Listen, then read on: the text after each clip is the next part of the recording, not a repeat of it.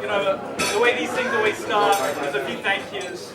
I want to thank my wife. She's fantastic. She's amazing. She keeps me focused, trying to do the right thing. And I want to thank you, Ima. You're great. I also want to thank my father-in-law. It's very special that you were able to come and visit us for 20 years since you were last here. So it's very special. The first trip to Israel since my wife and I have been married. And it's the first foot of 10 grandchildren all in the same place at the same time. Beautiful. You want to speak louder? Yeah. No problem. I blame the women. Maybe it's all these grandchildren here. I don't know. I want to obviously thank Coach Bahu because, we get lots of different things going on for us. Different tests, challenges, simchas, everything's going on, and we have to realize that really Hashem loves us. And He gives us everything which is the right thing at the right time. We don't always see it that way, but we've got to try and recognize it because it's a bit tough. You want to stand with me for a minute? When I speak? No? Can I get you? Can I get you? I got you. All right. I'll have one. You want to say something? Okay, quick.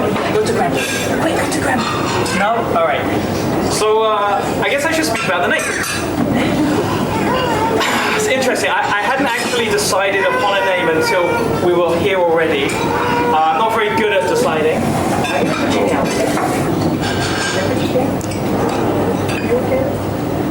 You excited? You're a big brother? Okay. Here, Grandpa, you want it? Here, good luck. 1 second. Good luck. All right. Let's try it again. So, from the beginning. All right. First of all, I want to thank So, Yitzhak Eliyahu. How did we choose the name? Where did the name come from? So, I'll tell you a secret. First of all, when we arrived, and we kind of maybe settled, but I wasn't sure on the name. It was going to be Eliyahu Yitzhak. And so, Hashem gives you some strength to know what the right name is. So, seconds before we were about to start, I switched the name. Hashem helped me switch the name to Yitzhak Eliyahu. And there's a reason why that's really important. Because Yitzhak was my father-in-law's uncle, or great uncle. It's my mom's younger brother. Right, so my father-in-law's uncle. And my father-in-law is a very family-orientated man.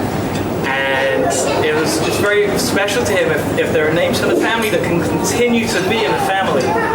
So the fact that I had this epiphany, I guess, that the name should be switched around, brought a tear to my father-in-law's eye, because that was very special to him. And we also know Yitzhak was one of the others.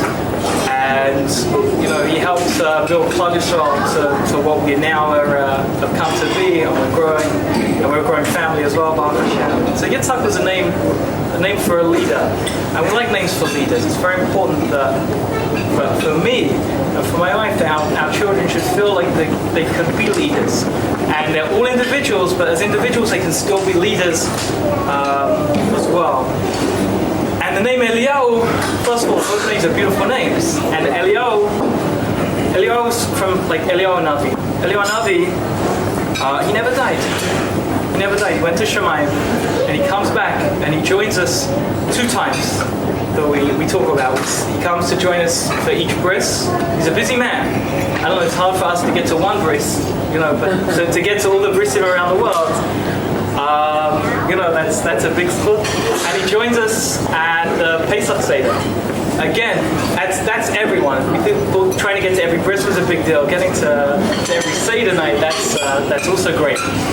So I hope with a name like Yitzhak Eliyahu, he can be a leader and he can be a light unto Klal Yisrael and should be able to help us to be able to grow, not just as a family, not just as a community, but also as a people. That we should be able to grow, be stronger, and be happy. So thank you so much for coming. Dad, did you have something you wanted to say? Keep it short. Keep it short. All right.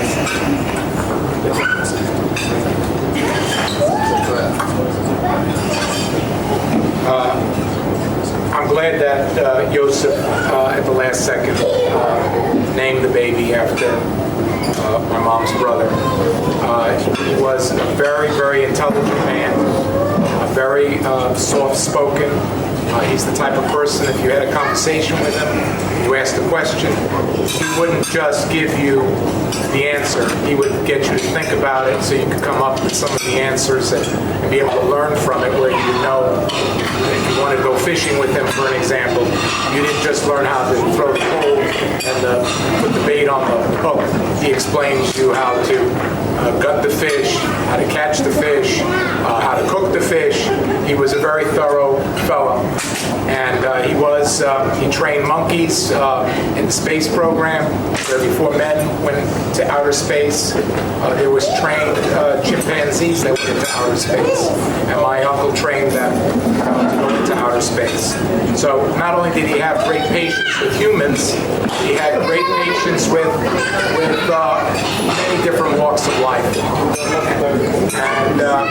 And he had the kind of disposition that I always thought that if God had chosen in his generation for Mashiach, that this is the kind of person that Mashiach would have to be like. So I'm quite touched and moved that at the last minute he was able to name him after really a great man.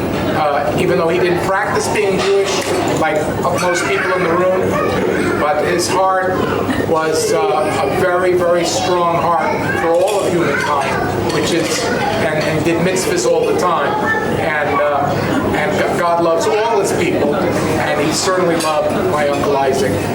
I want to thank everybody for being here, and to have all my children and grandchildren here in Israel is just a tremendous happening and blessing for me, and I hope that you all can feel the radiance or the light that's shining from my heart, and appreciate that everybody is here and participating. That's it. If I say anything else, I'll cry some more. Actually, the Rebbetzin has been present, I think, for 3 out of 4 of our births, and we forgive her for the one she missed because our son was born at home, and it was Shabbos, and they weren't with us for Shabbos. Maybe another time. So I'd like to invite Rabbi Greenfield just to say a few words, and thank him for all the help and support. I was just You what? I was just a driver. I stood in front of Microphone Hospital watching women and their husbands walking to school and They walk it. It helps get the labor going. Okay, Mazel bracha to everybody, and only good things. Number one, Koda Sanya, whoever makes for the Sunnah, you should have a bracha adli dai. This week's parsha, it says, the mitzvah of Som Tasim Alechem Melech, right? When we say to God, when we say to the rulers that we want a king, we want to be like all the other people. We want to have a king over us to take care of the things that the king is supposed to take care of. So there's an interesting law in the United States that when you elect a president, that president has to be a citizen, right? We had some trouble with that last time. We're still having trouble with it. So the founding fathers, they didn't dream that up. That didn't come from nowhere. It came from the Torah. The Torah says, Psalm talks about when you want to put a king, mikir becha. Mikir becha. Only mikir becha. The king that you put on yourself has to be mikir becha. What does mikir becha mean? It means that he is born and raised amongst you. So that why? So this says why? Why does it have to be that way? Mikir becha, so that you know who he is. The word of the Netziv. The Netziv says he has to come from amongst you so that you know who he is. Meaning that if he's not born and he's not raised and he's not from the Landsman, he's not from the people amongst you, you don't really know who he is. The very fact that a child is born and raised in such a family, in such a community, with all of the things that surround us on a daily basis in the Torah community that makes us different than the rest of the world. In America, there used to be at least a dream that every kid could be the president, that every kid could be an astronaut, right? Well, I know that the Mishpacha has she'ifos that are higher than that, even, and that Mikir Becha, That's the biggest aidus that we could possibly have. And you should be zocha that all of your children should be walking testimony to the kirbecha, to the fact that they come from us, that they're what's the expression in Hebrew? They say kirbenu, he's one of us. So it should be nikar meitanu u'meitanu.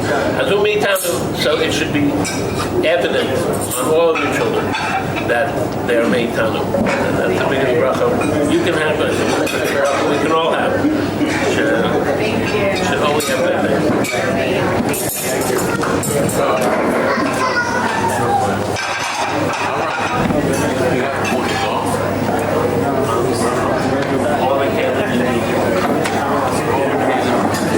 Okay, when I'm in Shlomo, I just say the bracha here. Okay. This, and then everybody says this, and then I say this. Okay, ready? Baruch atah Adonai Eloheinu melech ha'olam hagomel lechayavim tovot shegimam la'ni kol tov.